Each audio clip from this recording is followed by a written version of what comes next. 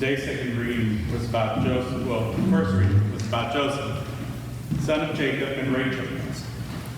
For those of you not familiar with this particular story, Joseph was sold by his brothers to the Ishmaelites and then bought by Potiphar, an Egyptian captain of the guard for Pharaoh. Joseph's brothers betrayed, mugged, and stripped him before selling him. I want you to pay close attention to these words: betrayed, stripped, and sold. As we rejoin Joseph's story in today's scripture, he has been recognized as having God at his side. It is because of his faith in God that Joseph is elevated in status by Potiphar. He has identified the good that prospers through Joseph. Potiphar was not the only person to notice the good that came from Joseph. Potiphar's wife was also intrigued and lustful for him, as he was a handsome man. While Joseph had been elevated in status in Potiphar's house, he was still a slave, owned by Potiphar. In other words, Potiphar's wife made on Joseph, Potiphar and his wife had power over the slave, Joseph. During the attempts that Potiphar's wife made on Joseph, the last one, he left his garments in her hands. His haste to get as far from her because of her morality and fear of Potiphar could do. When Potiphar's wife claims to have been assaulted by Joseph, we must recognize that there was hesitation on Potiphar to punish Joseph like a free man of the time. Free men of that time were sentenced to death for such a crime. Ask yourself, why would Potiphar choose to send Joseph to jail versus death? We can imagine that anything Joseph did, he did with God at his side.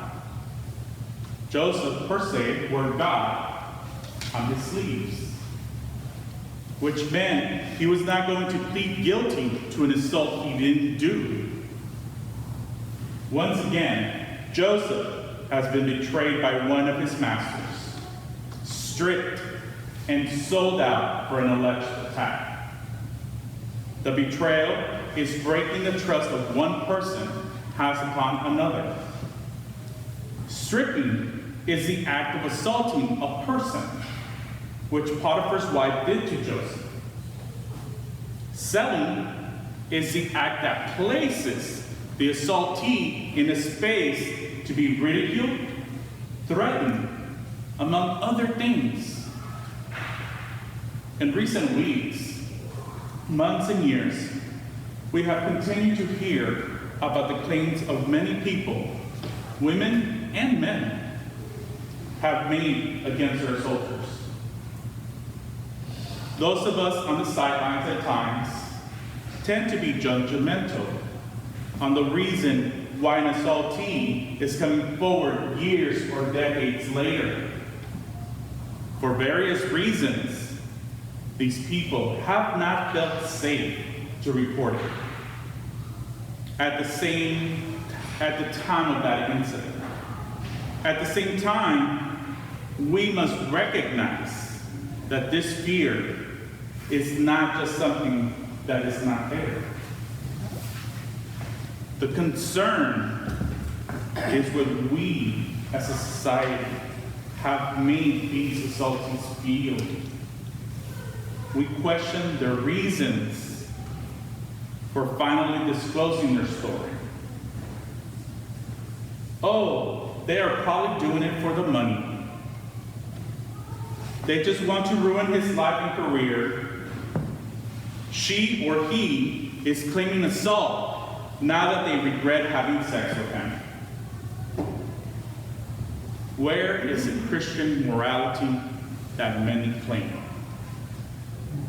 Why don't they own up to their assaults, like Potiphar's wife failed to do? The most recent story is Judge Kavanaugh and Dr. Christine Ford, critics of her accusations range from a person at a coffee shop, a fellow parishioner, to the current occupant of the White House. The claim is that Dr. Ford must have done it for the money or to ruin Kavanaugh's life. Who, in their right mind, would disclose herself to the nation? She is now facing death threats and can't return to her home because of the words and actions of the White House occupant.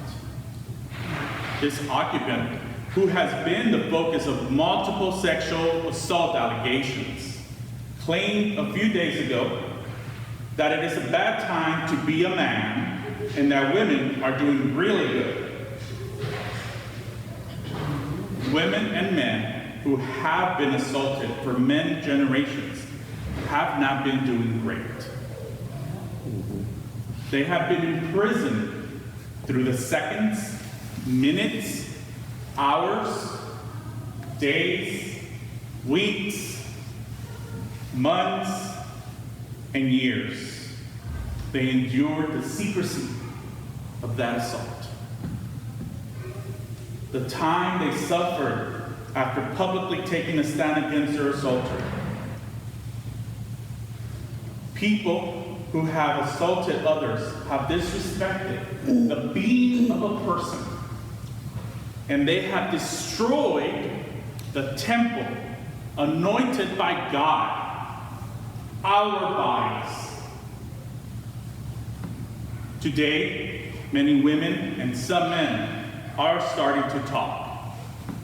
They have begun to recognize that they were assaulted. They were betrayed, they were stripped, and they were sold. This past week's episode of the Murphy Brown reboot dealt with Murphy recognizing the assault she experienced. If you're not familiar with this program, Candace Bergen plays Murphy Brown. And the episode, Murphy and her co-workers had to attend a sexual harassment training. At that moment, Murphy begins to recollect an incident from the past. But it's not apparent until her son recognizes something is on her mind and inquires. As they begin to speak, Murphy tells her son that when she was 19, she was assaulted by her professor and mentor. Then she asserts that maybe she was the one who initiated something and didn't recognize it. She questions, what did I do? She adds perhaps that she should have accepted all the little tokens he would gift her. Her son interrupts and tells her that the mentor knew what he was doing. He was, in other words, setting up the groundwork.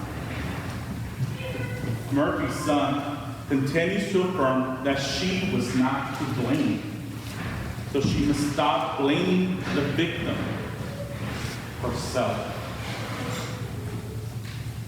Blaming the victim is something that our society continually does. We have done it time and time again. And we wonder why victims don't come forward sooner. We are all accountable. We are all morally obligated through Christianity to believe them. We must find ways to support and stand by them. How many times have we heard of people, including clergy, questioning the victim? What were you wearing? What did you do to entice him? To continue assault on that person. It is perhaps something that Murphy's mentor attempts to do to her when she goes to confront him. As they carry the conversation, the mentor tries to take credit for all of Murphy's accomplishments. Then he adds that she was always shamelessly flirting with him. Murphy interjects and owns that her achievements have been not because of him, but in spite of him. Throughout the years, the mentor had encased the award Murphy left behind that night with lights and a small pedestal. Stop for a moment and let's look at that case. When I was watching the episode and thinking of today's sermon, I thought that the case is what we do to people who come forward about the result. We set them up so everyone can see them. We put the light on them. Not only have they been betrayed and stripped by the assaulter, we as a society also sell them out by installing them on display. The displays should be shattered, like Murphy did to remove her award from the case. Breaking her award free was her way of regaining what was stripped. She has, for all purposes, proclaimed she survived. Women and men alike need to break the case by standing up next to people, telling their stories. We must believe them. Before the episode ends, Murphy and Phyllis, played by Tiny Daly, discuss how in the old days it was just ruled out as a bad date. Or we just didn't talk about it. How many of us have been told not to talk about it or to move forward? The claim that women are doing great and it's a bad time to be a man is partially correct. Now, don't jump ahead of me. I know I am a man. Why do I claim that it's partially correct? First, let's look at other people who have come forward about their stories of assault. Aside from Dr. Ford, there's Ashley Judd, America Ferrera, Helen Mirren, James Vanderbeek, Terry Crews, Selma Hayek, Maya Angelou. And those are just a few of the many, many stories out there. Notice that I said Dr. Ford and not Miss Ford, as our elected officials and our media fail to recognize by calling her Miss. In other words, their power continued to assault her on her being, her hard work, her accomplishments. As I begin to answer my claim, we return to Joseph. In the case of Joseph, the assaulter was a woman. If you notice, I previously mentioned names of men and women. I did so because another affliction we place on folks is the myth that men don't get assaulted. An ignorant and foolish thought. A prime example is given in Joseph's story. Joseph was imprisoned. His only companion during his time in jail was God. Through God, Joseph survived. You, too, can and must survive. My claim is partially true because women and some men are doing great because they have begun to regain their voice. They have started to restore their temples. They have removed themselves from standing alone in a lit case. Power can have positive or negative words. Don't allow your words to be negative, causing further infliction like the occupant in the White House. When you believe them, they will begin to see themselves as survivors and not victims. Survive is what they want to do, and you do have the power to avoid a further assault on a person by uttering 3 straightforward words. I believe you. Amen.